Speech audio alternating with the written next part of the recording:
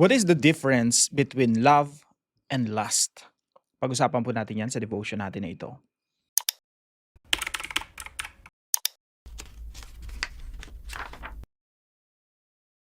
Magandang araw po sa bawat isa sa inyo. Welcome back to our 365 Daily Devotions Bible Characters Edition. Binabati ko po muna ng happy birthday si Sister Paula Gonzales. Hello po sa inyo at nakikigalak po kami sa inyong kaarawan. Now, yung pag-usapan po natin ay patungkol po sa mga anak ni David. Si Absalom, si Tamar, at si Amnon. So pag-usapan po natin yung kung ano yung sinasabi ng Biblia sa istorya ng kanilang buhay. Sabi po rito sa 2 Samuel chapter 13 verse 1 and 2. Now Absalom, David's son, had a beautiful sister whose name was Tamar. And after a time, Amnon, David's son, loved her. So anong nangyayari dito? Si David, yung anak niya si Amnon, siya yung mas matanda. At meron siyang half-brother. Yung half-brother niya si Absalom.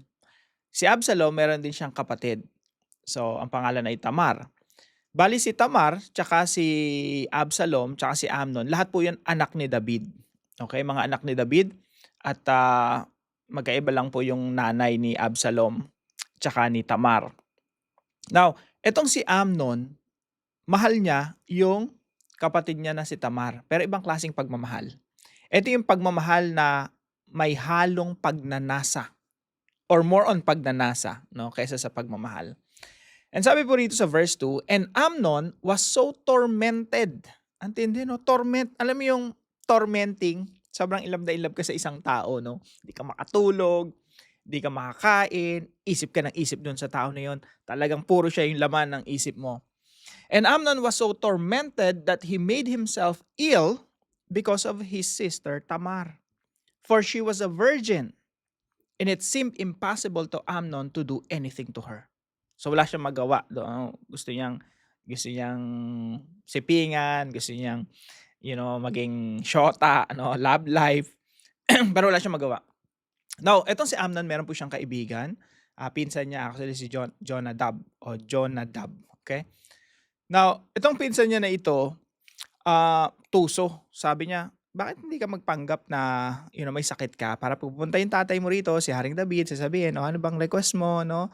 Pwede siyang pag chinek siya ng tatay niya, pwede siyang mag-request na, pwede bang padala niyo dito si Tamar para ipaghanda ako ng cake, ipag-bake ako? So, ganun nga yung ginawa niya, no? Etong si Amnon, nagpanggap na may sakit, binisita niya yung tatay niya na si Haring David, tapos sabi niya, Daddy, pwede yung pakiusapan si Tamar pumunta dito kasi may sakit ako, gusto ko lang siya yung mag-prepare ng pagkain ko. Now, si Tamar nga pinapunta ni Haring David at pinaghanda si Amnon. To si Amnon, pinalabas lahat ng mga tauhan niya, no? Si Tamar lang, tsaka siya yung naiwan. At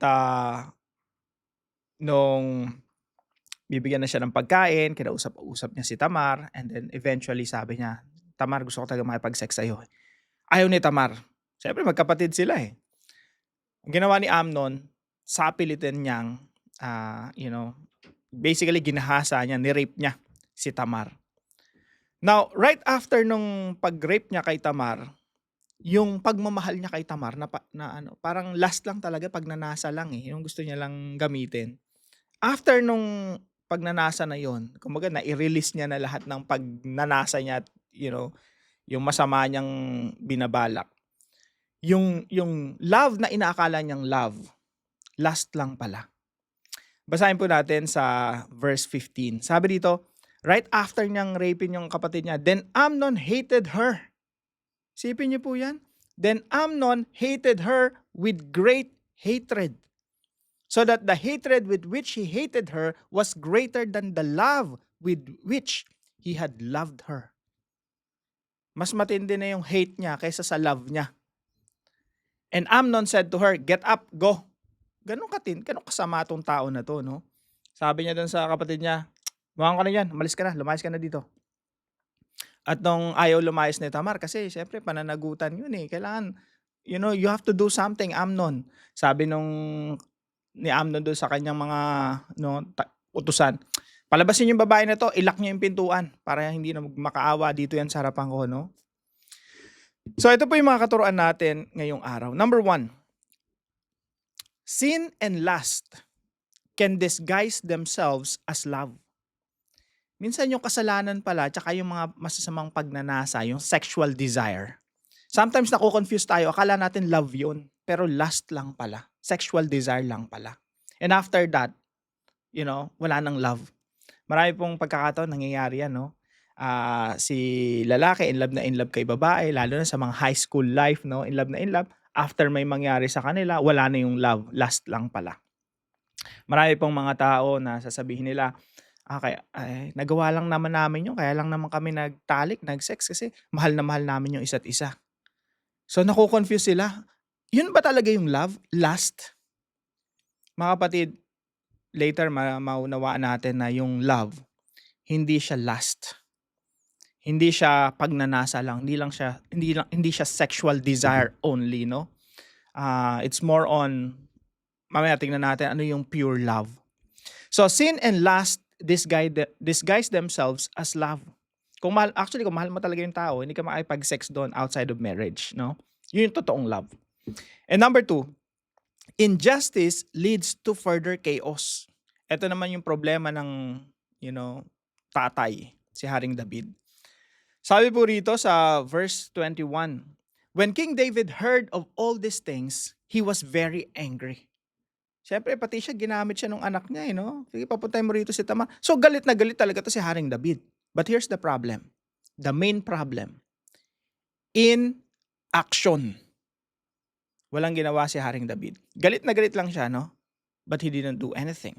Walang hustisya ng mga panahon na yon. When King David heard of all these things, he was very angry. Tapos wala na siyang ginawa. Galit lang siya. Kaya nga dito meron ditong footnote, no, sa Dead Sea Scroll tsaka Septuagint. Merong dinagdag doon eh. Sabi dito, but he would not punish his son Amnon because he loved him since he was his firstborn. So, unahin muna natin yung una, no? Yung pinakaunang, yung pangalawang point, in action. So, dahil hindi inaksyon na ni David yon, si Absalom na kapatid ni Tamar, nanahimik lang siya. Pero may masama siyang balak. After several years, no? Mga ilang taon lang, nagkaroon siya ng opportunity. Pinatay niya si Amnon bilang paghihiganti para doon sa kanyang kapatid. At nag-develop si Absalom ng matinding animosity, yung pagkagalit kay David dahil sa kawalan ng hustisya. Injustice leads to further chaos. At pangatlong puntos, no punishment is misunderstood as love. Lack of discipline, yung kawalan ng disiplina o kawalan ng punishment, sometimes nami-misunderstood natin yun as love. Kaya kagaya po sabi rito, no, sa footnote, but he would not punish his son Amnon, ayaw parusahan ni David, ayaw disiplinahin ni David si Amnon because he loved him. Lack of punishment, no discipline, lack of discipline. Ito minsan feeling natin ay expression of love. Actually, that's not love. Pag hindi mo dinidisiplina yung anak mo, that's not love. You're doing more evil than love. He would not punish his son Amnon because he loved him. Malayong malayo sa katotohanan, no? Kung anak mo yan, didisiplinahin mo yan. Yan ang patakaran ng ating Diyos. Yan yung principle sa Biblia. Now, dumao po tayo sa ating application. Number 1, love purely by offering sincere service. Pure service. Ano ba talaga yung love? Yung love, pure yan. Wala yung kapalit. Hindi yung mahal mo yung isang tao, kaya gusto mo makipag-sex sa kanya. Actually, sometimes you just want to satisfy your lust. Gusto mo lang masatisfy yung iyong sexual desire. That's why we want to have sex with other people. Pero actually, yung sex, design na just yung sex within marriage, mag-asawa, para yung dalawang tao paglingkuran ang isa't isa. Not to satisfy your personal desire, but to satisfy the desire of your spouse. So si Amnon, last lang talaga yung na meron siya, no? Not to satisfy the desire of, first of all, magkapatid sila, no? Talagang pagnanasa niya lang yung gusto niyang masatisfy. So, yung pure love It's more on selfless service. Pangalawa po, love people by promoting justice. Mahalin natin yung mga tao na pinaglalaban natin hustisya. Kasi yung pagmamahal ni David kay Amnon, ito ay kawalan ng pagmamahal kay Tamar. Pareho niyang anak yun. Yung hindi niya dinisiplina at pinarusahan si Amnon. At least, pag hari ka, alam mo yung Deuteronomy, alam mo yung Leviticus, alam mo yung batas ng Diyos. Actually, lahat by execution, death penalty yun eh.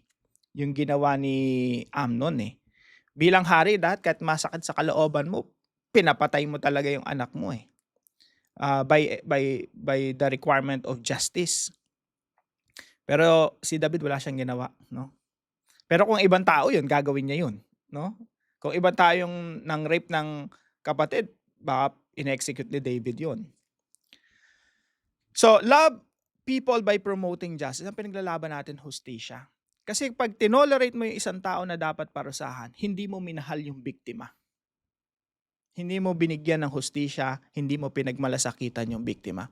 Kaya si Tamar dito, tsaka si Absalom, lalo na si Absalom, nag-develop talaga ng galit sa tatay niya.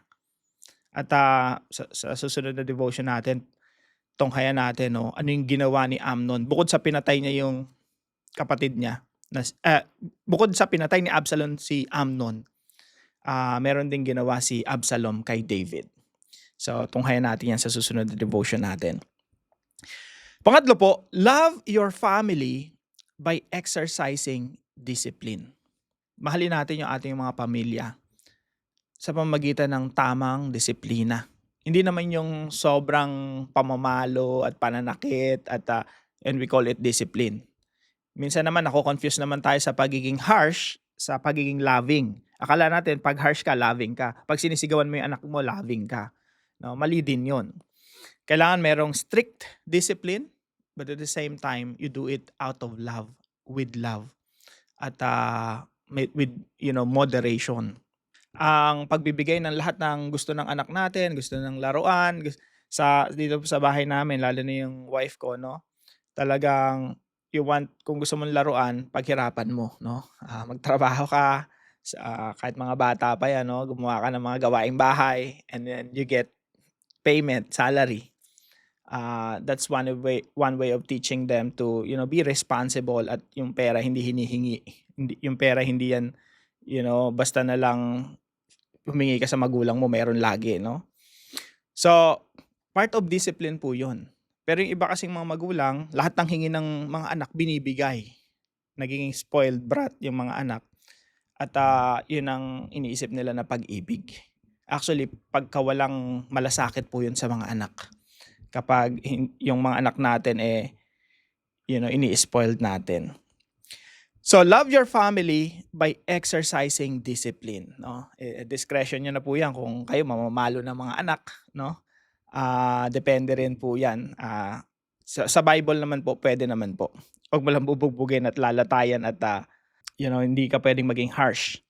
So, love your family by exercising discipline. Malawak po na topic 'yan, pero ang mahalaga po, hindi pwedeng walang discipline sa pamilya. Ang tunay na pagmamahal ay merong disiplina. Sabi nga sa Book of Hebrews, yung Diyos natin, ang ating amang nasa langit, dinidisiplina niya yung kanyang mga minamahal na mga anak. So kung yung Diyos, pag nagmahal, may disiplina, mas lalo tayo dapat, di ba? Lalo natin dapat tinutularan yung ating Diyos na nasa langit. Now, para po sa ating discussion, how can we practically express genuine love? At para po sa ating dive deeper, pag-usapan po natin, why are many people confused between love and lust? Pangalawa, what is genuine love? At pangatlo, what is God's design for sex? So pag-usapan po natin yan sa ating dive deeper. Tayo po yung manalangin. Lord God, teach me to love as you love. Pure, sincere, and selfless. Guard my heart from confusing sin and lust with true love. And give me discernment to walk in righteousness. Help me to serve others with humility and genuine care, not for selfish gain, Strengthen me to stand for justice, even when it is difficult, and to promote what is right in every situation.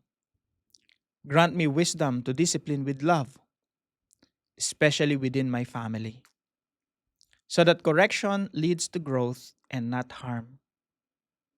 May my whole family be glorifying to you.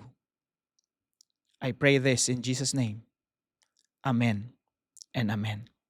Maraming salamat po sa mga partners po natin, sa mga devotions po natin everyday.